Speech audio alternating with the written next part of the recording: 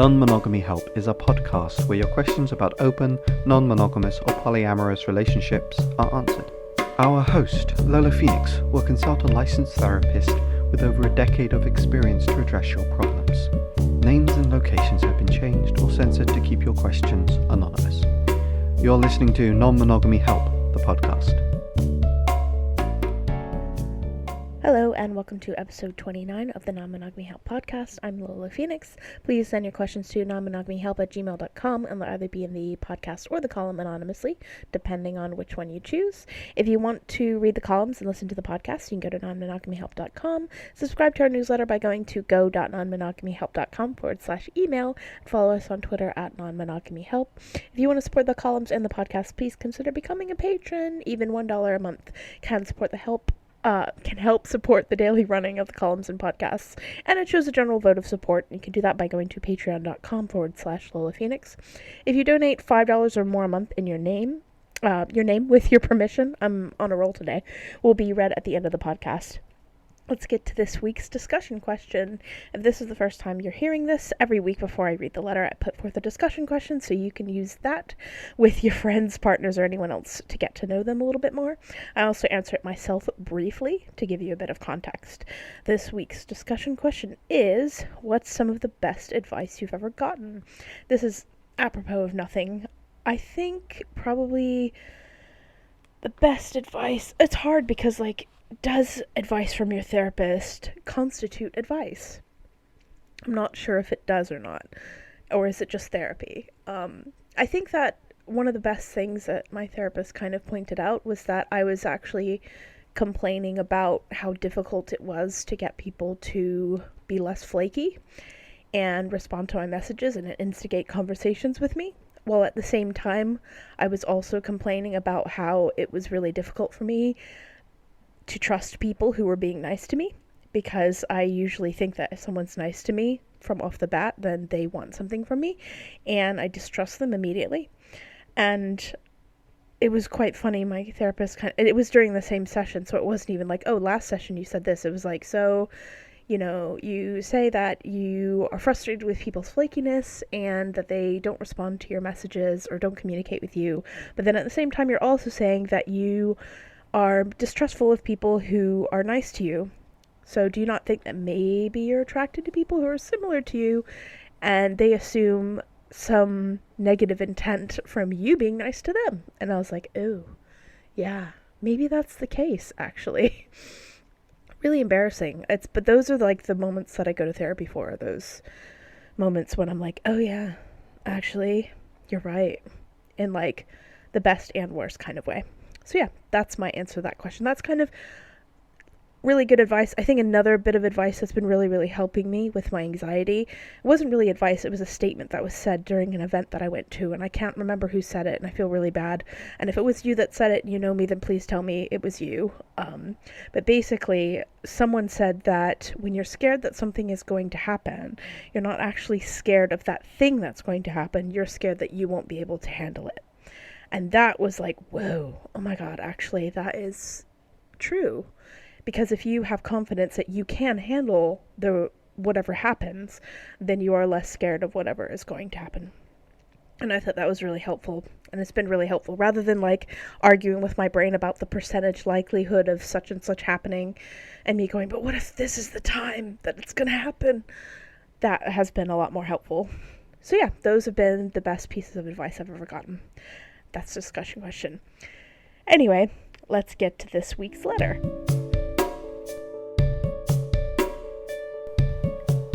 I have been with my girlfriend for 8.5 years. Last October I proposed and we're scheduled to marry each other in April of 2020. Of course, it is normal to have second thoughts, but she's having second thoughts due to both my parents and her parents having affairs during their marriage, so she wants an open relationship in order to prevent that from happening in the future with us. Reluctantly, I agreed. Now I found out that she has had sex with a coworker, and I'm having a very hard time getting over it. I love her with all of my heart, and breaking up is not an option. Any advice on how to get over this?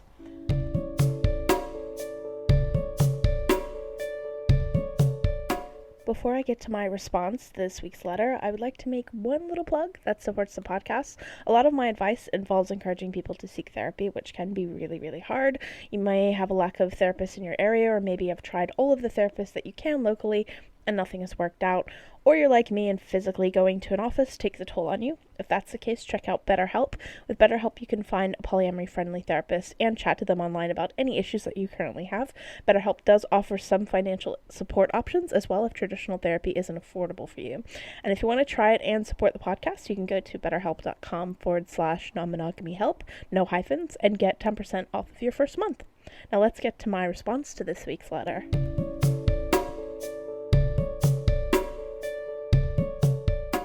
So there are a couple of things. First and foremost, while I totally understand her anxieties, ultimately opening your relationship to solve or prevent cheating isn't really going to work. It really depends on why it is that people are cheating. Sometimes people cheat because they are kind of naturally non-monogamous or want to be non-monogamous and don't know it's an option, so just kind of end up falling into monogamy and then end up cheating because they get tempted in one way or another. And sometimes people cheat because they like the fact that it is something they shouldn't do. They enjoy the fact that it's secret, that it's bad, and you can still cheat in an open relationship. Like, cheating to me at least, and I think I'm open to the fact that people have different definitions of cheating, but cheating to me is when I have a partner who hides something from me or lies to me or does lying by omission. Basically, if they're hiding something from me, that's cheating. And they don't even have to have sex with somebody else. If they are hiding something from me, then that is cheating to me.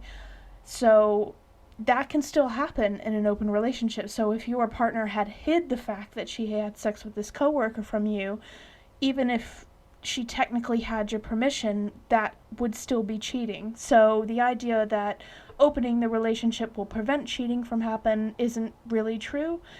You can still cheat in an open relationship. I think that she needs to think about better reasons, and you need to think about better reasons for being interested in an open relationship, and that's the thing that kind of concerns me here. Now, some people can open their relationships and it's something their partner wants to do, they're very reluctant about it, and then later on it really works for them. So the fact that you're reluctant to do it doesn't necessarily indicate that it's a bad choice, but I don't think that you have very good reasons right now to motivate you to tackle this, because the thing is that open relationships are somewhat known within our culture, but they're not necessarily very well known. And when they tend to be known, people tend to say that they never work. And it can be quite difficult to navigate the waters of being in a relationship structure that you don't have a lot of role models for, that you don't have a lot of cultural support for. It can be a very difficult decision to make. And I think for a lot of people, what motivates them to stay with that is the fact that either A, they feel it's something that is inherent about them, or, for example, I mean, those aren't the only reasons, but the two reasons I can think of is that reason, and also for me, as an example, I don't necessarily think I'm inherently non-monogamous, but I chose this because for me it's a decision that I feel gives me the most freedom, and that's what's important to me. So that motivates me even through some of the crappier times, and you will have crappy times, because you have crappy times in monogamy. You have crappy times regardless of what kind of relationship structure you choose. But all that added stuff on top of it that can be quite difficult to navigate, such as dealing with the emotions and feelings of your partner being with someone else, and you being raised in a society that tells you that's a bad thing, and now all of a sudden you have all these feelings, that can be the anchor that you can cling to when you're dealing with all this stuff. So if you don't have that anchor, that's kind of a problem. And it will also be a problem too, because this idea that, you know, you're doing this to prevent cheating isn't really an anchor. That's not really, it's sort of like giving up almost, because even if your parents both have had affairs, there are plenty of monogamous people who remain monogamous for their entire lives. And it's a legit thing. So there are people who cheat, there are people who don't cheat. So that's not really a good solution. That's like only ever deciding to order takeaway because you might burn something, sort of. But it's not necessarily a good motivation for what you're doing. And I think that you both really need to sit down and think about, is this what you really want? What does your ideal life look like? How do you foresee an open relationship playing out? Like, normally when people say open relationship, what they mean is that there are two people usually in a marriage, and they are committed to one another in a not just an emotional sense, but in a financial sense, in everything else, but they're allowed to have sexual relationships with other people, but not necessarily deep romantic relationships with other people. That's generally what is referred to as an open relationship. That may or may not be what it is that you've negotiated. You don't really know. Like, opening up your relationship to prevent cheating doesn't really define what it is that your relationship is supposed to look like. Because, I mean, you could say, all right, well, we're going to have a relationship where if something happens, or if I get the chance, I might sleep with someone else, but I'm not going to pursue it, which is different. So you haven't really talked about that kind of stuff. So, I mean, it doesn't say that you have. And so you have all these feelings now that she's had sex with a coworker because, you know, you're very unanchored in what all of this is supposed to mean. And because you've done it just to prevent cheating, that's not really an anchor to anything. So what does your relationship look like? Do you really want an open relationship? Do you see a benefit out of it? Are you interested in any part of it? I'm not going to assume too much about your girlfriend, but I wonder how soon after agreeing or having this kind of reaction did she sleep with that new person. Because I do think sometimes people, especially if they're getting married, you know, getting married does effectively mean, if you mean the marriage, that this is the last person you're ever going to sleep with for the rest of your life until you die. And I think sometimes people don't really think about that until it gets closer and closer into that date. And then they kind of freak out, and then they decide to have one last hurrah. So I'm wondering, you know, if it's a coworker and someone that she's known for a long time already, was this kind of her having a bit of a panic and getting married and going, oh no, we should open our relationship, and sleeping with this new person as kind of way to work out the anxiety? Because that is possible. I'm not sure, but I find it a little bit, you know, I'm interested to know what the timing is. I'm not saying that she only opened your relationship so that she could have sex with this coworker. That does happen, though. Quite a lot of times, sometimes people are only motivated to ask for an open relationship when there is a clear, specific advantage in front of their face. It's not to say that she or anyone else didn't necessarily feel motivated to be in an open relationship before, because quite a lot of people might think about it and think, oh, maybe, and then when they have someone who they actually want to date in front of them, then they're like, oh yeah, definitely. So it's not to say that she's necessarily intentionally being dishonest, but, you know, you need to unpack it. That just saying, oh, I want to open the relationship because I'm afraid that we might cheat on each other, just isn't, like I've been saying, it isn't enough. I think another thing that I really, really want to add is that if you love someone with all of your heart, especially if you love someone with all of your heart, breaking up should be an option. People tend to understandably think that breaking up is always a horrible choice, and sometimes breaking up is actually the least painful and the best choice in some situations, especially where people are inherently incompatible. And staying with someone who you're inherently incompatible with can sometimes only lead to you eventually clashing so much to the point that you become angry and resentful toward one another, and then your breakup, rather than being sort of a mutual acknowledgement as adults that, we do love and care for one another, but we just aren't going to work. It's not a fun separation, but that separation is much more easier to digest and actually less painful than staying with each other out of habit or because of I think it's called a lost cause fallacy. It's sort of like or a sunken cost fallacy is where you basically think, well, I've put so much into this, I have to keep going and I have to keep going. But actually, it's just convincing you not to give up when you should, and then you just keep sinking and sinking and sinking. That isn't actually good. That's sometimes worse. So you really need to rethink. I'm not saying that you should break up, but I think that you really need to rethink the idea of, oh, I love her with all my heart, and breaking up is not an option. If you love her with all your heart, it should definitely be an option, because if you love her with all your heart, then you should love her enough to feel like if this is a choice she wants to make with her life, and it's not a choice that you want to go on, you need to make a better decision to end the relationship, as hard as that is, and it's like easier said than done, to end the relationship and go your separate ways before you eventually drive each other crazy. Well, I'm sorry, I shouldn't say that.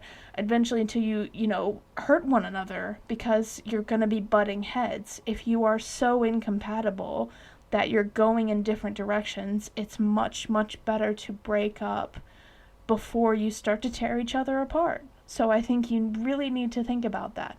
I don't necessarily think you need to break up. Getting over the fact that she slept with another person is really, really complicated, because the thing that I would advise you use to deal with all of these emotions is the original agreement you had and why you made it. But you haven't really made an official agreement as far as I can see. You just sort of tangentially kind of said, we'll open this relationship so we don't cheat on each other, but you haven't really talked about what your relationship is supposed to look like, how other people play into that, what your ideals are. You haven't really chosen a non-monogamous situation. It's being thrust upon you, so it's hard for me to advise you on how to get over that when I don't know if you should get over that. I think what you need to do is pause your marriage and find a polyamory-friendly counselor who can kind of sit you both down and go through. I think she especially needs to work on her fear around cheating, because at the end of the day, your kind of contract is a bit null and void. Because if your entire contract is, we're opening our relationship to prevent cheating, that isn't what opening your relationship will do. It's not going to prevent cheating. You can still be dishonest and cheat in an open relationship. So you have to kind of renegotiate your contract, and you have to kind of come up with reasons why an open relationship is something that you both want to pursue, why you want to pursue it, and if the way you want to pursue an open relationship works for the both of you. Because there's tons of different ways to do an open relationship. You might actually find that maybe what you want is more of a polyamory setup, where you want to have romantic relationships with other people and not just sex. And if she wants no romantic relationships with other people, you both could want an open relationship but want fundamentally different things and still be incompatible. So you really need to sit down and have a good discussion about this, and a thorough discussion about this, to figure out what it is that you both actually want. So yeah, I think that basically, to sum up kind of what I've said, an opening in a relationship isn't going to prevent cheating. You need to figure out if an open relationship is something that you actually want. You need to figure out what your agreement is with each other, and I think it might also be worth exploring her fear of cheating, because I do think that, let's say you both end up wanting an open relationship, you both make agreements about it. If she's very, very terrified of cheating happening, I think she's going to experience a heck of a lot of anxiety when you date someone. That's going to be a big issue for her, because she clearly has a lot of fears around that, and she still could be afraid or experience a lot of anxiety in open relationships. Opening the relationship doesn't solve all that magically. You also, I think, should pause the marriage and think about seeing a polyamory-friendly counselor that can help you with this. And last but not least, breaking up is definitely always an option, and it's definitely always an option if you really love someone, because sometimes that is the best thing that you can do for someone that you love. I think another thing that I would add, last thing I would add, is that you may find in talking all this out with a polyamory-friendly therapist who's kind of open to keeping all of your options open, is that maybe having an open relationship isn't necessarily what she wants. It's just that she has all of these fears around cheating for some reason, or like I said, maybe it was the anxiety of, okay, I'm committing to this person, I can't sleep with anyone else. Again, this is getting real, I need to go out and have a last hurrah or something like that. You have to kind of address those things. You have to address those fears and talk them out. And maybe in talking them out with a therapist, she will then go, okay, maybe I don't actually really want an open relationship. I just needed to express these things in some way, and now that I've changed my mind. Who knows? I can't really predict that. But I think that you do need to be able to talk about this, and you should do it if therapy is an option available to you. Because I think someone who is polyamory friendly is not going to immediately dismiss an open relationship as an option, and will actually be able to work on your communication. Because I think if you've been together for 8.5 years and you're getting married, I'm not saying you should never be afraid that your partner will cheat on you, but it does hint at something that's lacking in your foundation together. It is a lack of trust in you, and she needs to kind of be able to address that, because if there is that kind of crack in your foundation where, for whatever reason that maybe you can or can't control, she doesn't trust you, that is going to manifest in other situations down the line. And you shouldn't be building something together on a foundation that's shaky, because that'll only continue to give both of you anxiety. So yeah, I hope that helps, and good luck. Thank you for listening to episode 29 of Non-Monogamy Help. If you want to be awesome, you can donate to our Patreon. Donating $5 or more a month means that your name, with your permission, will be read at the end of the podcast. This week's current patrons are Laura Boylan, Chris Albury Jones, Duke, and James Wartell. If for whatever reason you can't become a patron because life happens, you can take 5 minutes and log into iTunes, find the podcast, and rate and review it, and that'd be really, really helpful. It helps us get the podcast out there to new people. If you don't want to write a review and you just want to do a rating, that's also appreciated. So yeah, if you have 5 minutes to spare, please do that if you can. That's all for this week. You can get a new column next Friday and another podcast episode in a fortnight. And just to remind you, if you wanted to take advantage of that BetterHelp offer, it's betterhelp.com/non-monogamy help, and you'll get 10% off your first month. Thank you again for listening. You've been listening to Non-Monogamy Help. Our podcast music has been provided by Chris Albury Jones at albury-jones.com, and the art was made by Dom Jung at domduong.com. Thank you for listening.